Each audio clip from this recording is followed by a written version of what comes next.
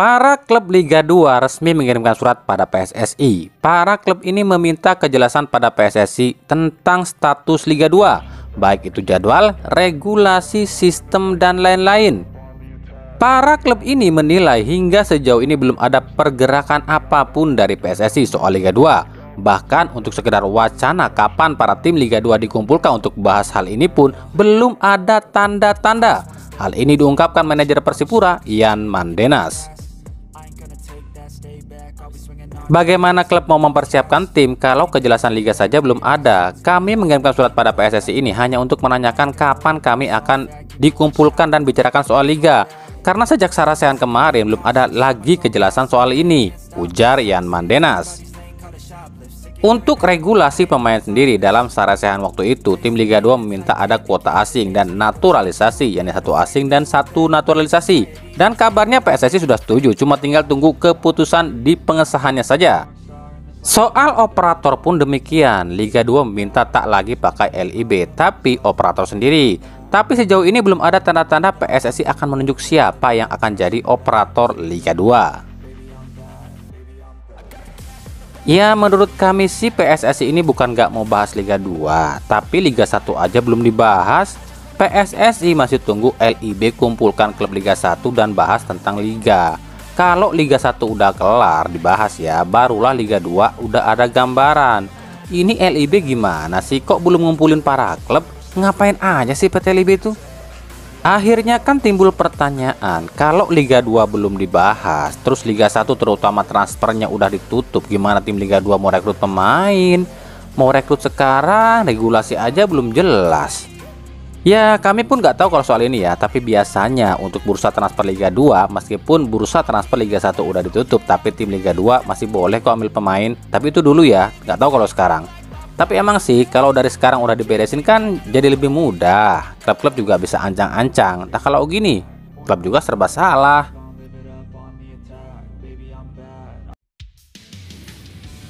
Assalamualaikum warahmatullahi wabarakatuh. Hai Rio Sport Lovers. Rio Sport kembali menyapa Anda, tentunya dengan berita-berita seputar Liga Indonesia dan juga pernak-perniknya. Seperti biasa, selain ya video yang telah kami sampaikan di awal segmen kali ini, kami juga masih punya beberapa berita dari klub-klub Liga 1, juga timnas Indonesia, dan tentu saja transfer terbaru. Semakin panas nih kayaknya transfer ya. Nah, untuk lebih jelas lagi kita akan simak dan cari tahu sama-sama di channel ini. Tapi seperti biasa, sebelum kita simak semua berita di edisi kali ini, saya tetap mendukungnya untuk channel ini agar terus berkembang dan bisa memberikan berita-berita informatif yang tentunya semoga saja bermanfaat untuk kita semua. Caranya cukup gampang. Dengan klik subscribe, aktifkan juga notifikasi loncengnya, like, share, dan juga komen. Dan inilah Rio Sport selengkapnya.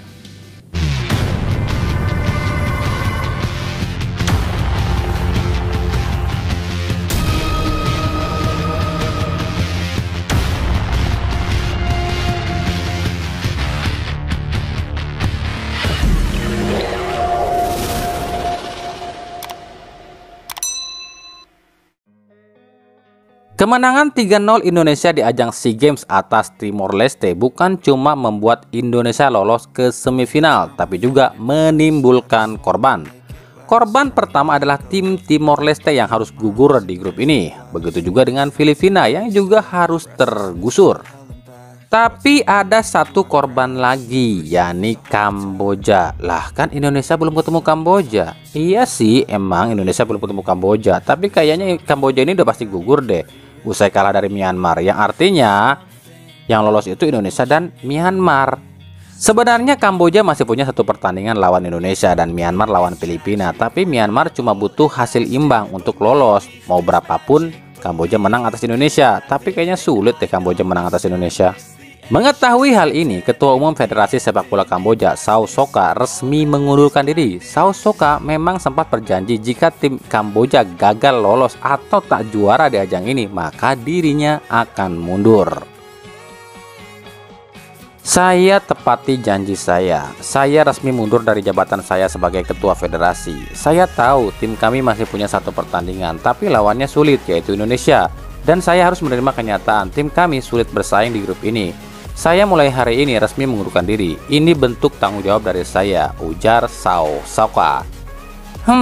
Kira-kira kalau di Indo ada nggak ya yang berani kayak gitu? Di Inggris, ketua Federasi FA mundur usai Inggris gagal di Piala Dunia dan akhirnya FA dipegang lagi oleh Pangeran William. Di Indo mah, enak aja mundur. Ya nggak? Oke. Enak aja mundur. Baik.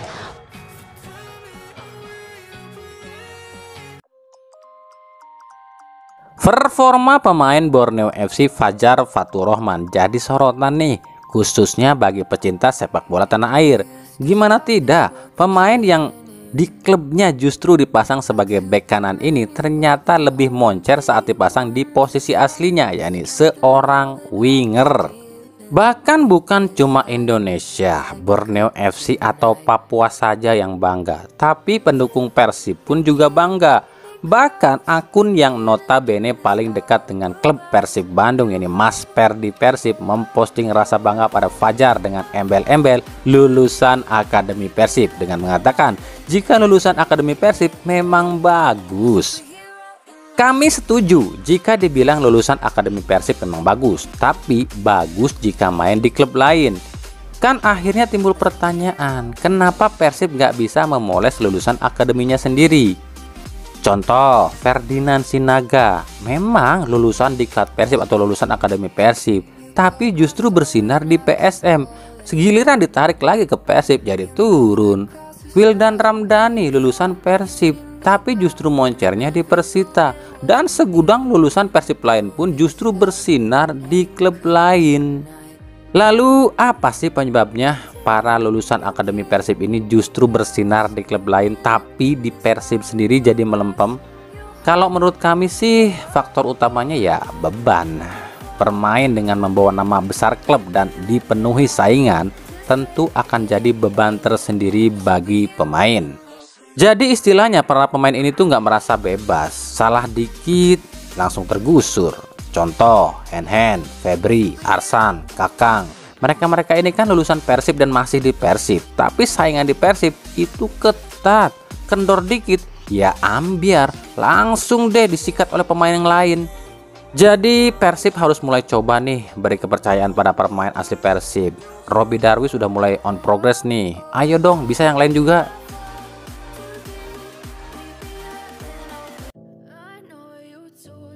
Persib Bandung dikabarkan tengah mencari seorang playmaker asing, namun belum diketahui dari negara mana playmaker ini akan diambil, apakah Spanyol, Brazil, atau negara lain. Luis Milla tentu tak bisa gegabah dalam perekrutan pemain asing, apalagi posisi gelandang. Pasalnya posisi ini adalah posisi sentral sebuah permainan. Jika seorang playmaker mampu menjalankan tugas dengan baik, maka tim itu pun akan sukses. Tapi begitu pun sebaliknya. Lalu apakah McClough bukan playmaker yang bagus di Persib? McClough adalah seorang gelandang yang bagus, tapi jika disebut playmaker, McClough bukanlah playmaker. Posisi asli McClough adalah seorang breaker alias gelandang bertahan. Namun seiring waktu, Klok berevolusi menjadi seorang playmaker. Tentu ini akan berbeda jika pemain tersebut memang sejak awal karir adalah seorang playmaker murni. Kita ambil contoh di 2021, McClough diduetkan dengan Basim Rashid dan ini cukup sukses lantaran saling bantu. Dan memang sejatinya seperti itulah dalam sebuah tim. Double pivot alias dua orang jangkar dalam satu tim adalah hal yang wajib sebenarnya. Xavi Hernandez di Barcelona tak akan berkembang jika tak didampingi oleh Andres Iniesta. Andrea Pirlo di AC Milan tak akan berkembang jika tak didampingi oleh Gennaro Gattuso. Karena memang sejatinya seperti itulah lumrahnya gelandang dalam sebuah tim. Jika kami berandai-andai, Persib itu butuh seorang playmaker yang seperti apa sih? Menurut kami, Persib butuh sosok playmaker yang memiliki daya jelajah seperti Makan Konate, punya tendangan bebas seperti Miljan Radovic, punya akurasi umpan seperti Marcos Flores, dan punya skill dan shooting keras seperti Basim Rashid. Persib harus cari pemain yang memiliki keempat karakter ini dalam satu tubuh pemain. Tapi apakah ada? Lalu siapa? Jika di Liga Indonesia, tentu saja pasti pilihan utama tertuju pada sosok William Plim. kontrol bola lengket, tendangan keras, free kick akurat, dan umpan berkelas. Komplit kan? Lalu ada Eber Besa dari Bali United. Cuma kalau Eber ini kelemahannya adalah emosian. Kemudian ada Ze Valente di Persebaya dan Hugo Gomez di Madura United. Tapi kan para pemain ini nggak mungkin dibeli oleh Persib. Lalu kalau diambil dari luar, siapa ya? Ya itu cuma Luis Milla yang tahu, dan pasti Luis Milla udah punya pandangan dan pilihan sendiri. Tapi yang pasti kalau James Rodriguez maupun Isco ini nampaknya sulit bagi Persib. Yaitu tuh harganya itu, harga James 156 miliar, sementara Isco 86 miliar. Wow, terlalu mahal bos untuk ukuran Liga Konohama. Tapi ya kita lihat nanti deh. Tapi kalau menurut kami, kenapa Persib nggak ambil lagi aja tuh Basim Rashid? Emang sih Rashid ini nggak full komplit seperti William Pluim ataupun Ze Valente, tapi paling tidak Rashid udah hafal karakter Persib dan Liga Indonesia, dan lebih gampang rekrutnya. Tapi ya gitu deh, lantaran ada permasalahan dengan manajemen Persib, mungkin Rashid sulit kembali ke Persib. Nah, menurut kalian siapa nih playmaker yang cocok untuk Persib? Tapi satu hal yang pasti, nampaknya pemain asing pertama yang akan jadi rekrutan Persib musim ini adalah Enric Saborit. Pasalnya agen Saborit udah nyampe nih di Bandung. Kalau prosesnya lancar dan negonya deal, berarti minggu-minggu ini udah diumumkan ya. Udah itu aja dulu info yang kami dapat ya.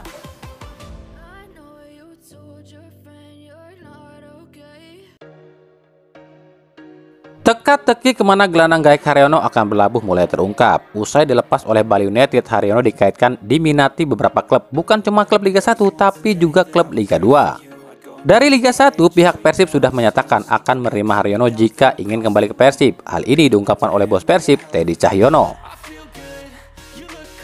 Kami selalu terbuka dan menerima kalau Haryono mau pulang ke Persib. Dia adalah legenda Persib juga.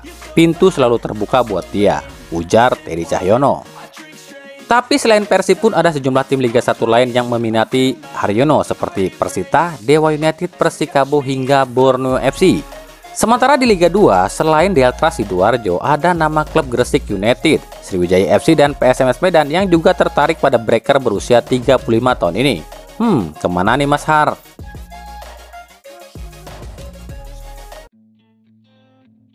Dewa United nampaknya akan membuktikan ucapannya musim lalu. Yani pernah mengatakan akan merekrut pemain jebolan Ajax Amsterdam. Nampaknya omongan ini akan direalisasikan saat ini. Salah satu pemain jebolan Ajax yang tengah dikabarkan nego dengan anak Dewa adalah kiper Pieters Leeuwarsburg. Kiper berusia 29 tahun asal Belanda ini pernah jadi bagian Ajax senior di tahun 2015 dan ia adalah lulusan Akademi Ajax. Saat ini tampak klub usai dilepas oleh klub Groningen di Liga Belanda.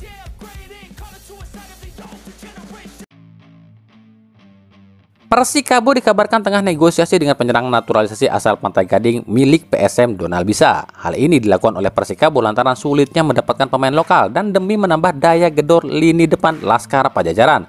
Meskipun musim lalu Donald kurang apik, yang cuma bisa cetak 1 gol bersama PSM, tapi Persikabo yakin Donald Bisa mampu berkembang di Persikabo.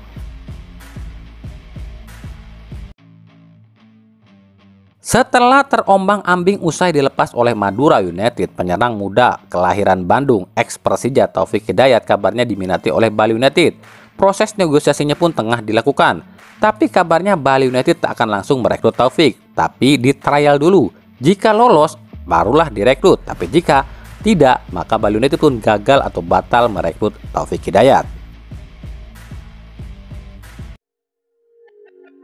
Arema FC kabarnya tengah negosiasi dengan gelandang asal Brazil Charles Rafael. Pemain berusia 28 tahun ini musim lalu bermain di klub Manaus FC di Serie C Brazil. Lah, emang boleh gitu? Bukannya regulasi asing di Liga 1 itu minimal kasta kedua liga sebuah negara? Serie C kan kasta ketiga. Persib Bandung resmi mendapatkan Edo Febriansyah dari Rans Nusantara FC. Edo dikontrak selama 3 tahun dengan opsi perpanjangan. Edo satu di antara sederet pemain yang dirumorkan ke Persib dan ternyata direalisasikan oleh Persib. Kira-kira siapa lagi ya yang dirumorkan ke Persib tapi akhirnya direalisasikan? Oke, mungkin itu saja ya pembahasan kita di edisi kali ini ya. Ikuti terus berita seputar sepak bola khususnya Liga Indonesia dan pernak-perniknya hanya di Rio Riasport. Terima kasih yang telah menyaksikan video ini dan mengunjungi channel ini. Kritik dan saran selalu komentarkan di kolom komentar atau di media-media sosial kami yang ada di bawah ini. Sampai jumpa di video-video kami selanjutnya. Salam Rio Sport. Wassalamualaikum warahmatullahi wabarakatuh.